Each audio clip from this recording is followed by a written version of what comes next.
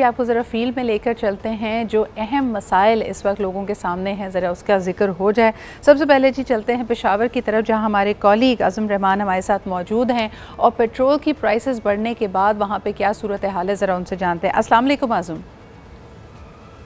आज़म बहुत बहुत शुक्रिया हमारे साथ मौजूद होने के लिए। पूरे मुल्क में लोग इस वक्त सरापा एहतजाज है महंगाई को लेकर, लेकिन ये जो आखिरी अभी यानी हाल ही में जो 26 रुपये का पेट्रोल बम आवाम पे गिराया जाया है, इसमें पेशावर में क्या रद्द अमल है?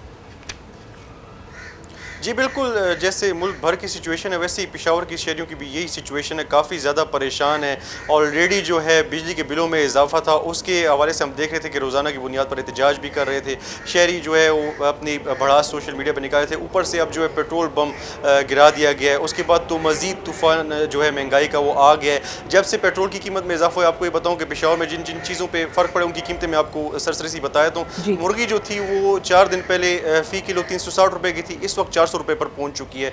इस तरह जो आटा था उसकी कीमत 2500 रुपये थी, 20 किलो जो थैला होता है उसकी, इस वक्त 2700 से 2800 रुपये पे मिल रही है। इस तरह चीनी की कीमत में इजाफा हुआ है, घी की कीमत में इजाफा हुआ है। तो ये सिर्फ पेट्रोल की कीमतों में इजाफा नहीं हुआ, उससे रिलेटेड जो चीज़ें, क्योंकि यहाँ पर जितनी भी आटा या घी या जो भी चीज़ें हैं वो दूसरे सूबों से जो है लाई जाती हैं, तो जाहिर सी बात है उस पर कॉस्ट आती है, पेट्रोल की कीमत अदा करनी पड़ती है। तो सभी जो अशियाए खुर्दनोश की कीमतें हैं, फ्रूट हो गया, सभी चीज़ों में जो है इजाफा हो गया। तो शहरी काफ़ी ज़्यादा पेशावर के परेशान हो गए। आमदोरफ्त के हवाले से क्या कहेंगे जो लोग मैस ट्रांजिट का इस्तेमाल करते हैं? अगेन मैं बात करना चाहूँगी यहाँ पे मेट्रो बसेस का, मुख्तलिफ और सहूलतों का। कहा जा रहा है कि उनके किरायों में भी बहुत ज़्यादा इजाफा हुआ है।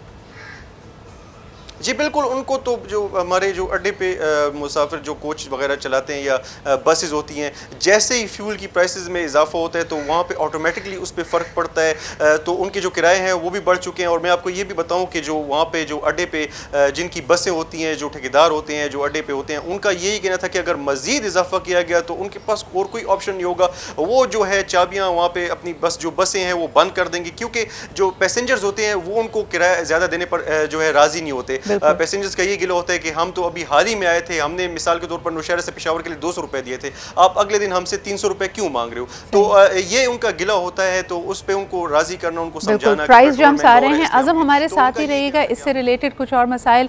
एक यकीनन इस वक्त जो मुल्क में एक तशवीश की सूरत हाल है अफगान पाकिस्तान ट्रांजिट ट्रेड को लेकर, उसका रूट भी हम देख सकते हैं कि KP और बिलखुसूस पेशावर से होकर गुजरता है।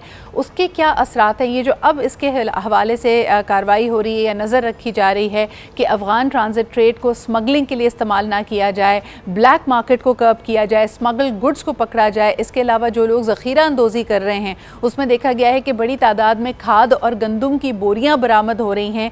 KP के कुछ इलाकों से भी इस तरह की खबरें आ रही हैं। आज़म, ये जो ज़ख़ीरा अंदोज़ी के ख़िलाफ़ और ये स्मगल गुड्स के ख़िलाफ़ इस वक्त जो एक मुहिम जारी है, उसके क्या असरात पड़ रहे हैं कीमतों पर?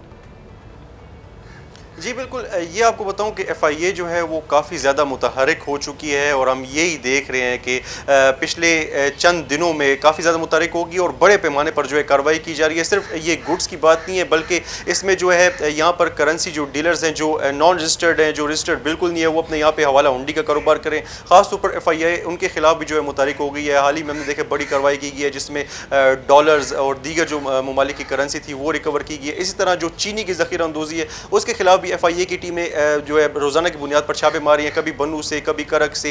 इसी तरह पेशावर के मुख्तलिफ गोदाम जो हैं वहाँ से ये जो है रिकवर कर रही है। तो ये सब चीज़ें जो है वो रिकवर तो कर रही है, लेकिन आम आदमी को हम यही देख रहे हैं अभी तक इस किस्म का जो ये रिकवरी हो भी रही है उसके बावजूद भी कोई रिलीफ तो अभी तक आम आदमी को नहीं मिल सका। लेकिन ये जो रिकवरी है that is just the tip of the iceberg. और हम देख सकते हैं कि हमारे दरमियान ही कई लोग आपको ऐसे नज़र आएंगे जो मुनाफे के लिए किसी भी हद तक जा सकते हैं।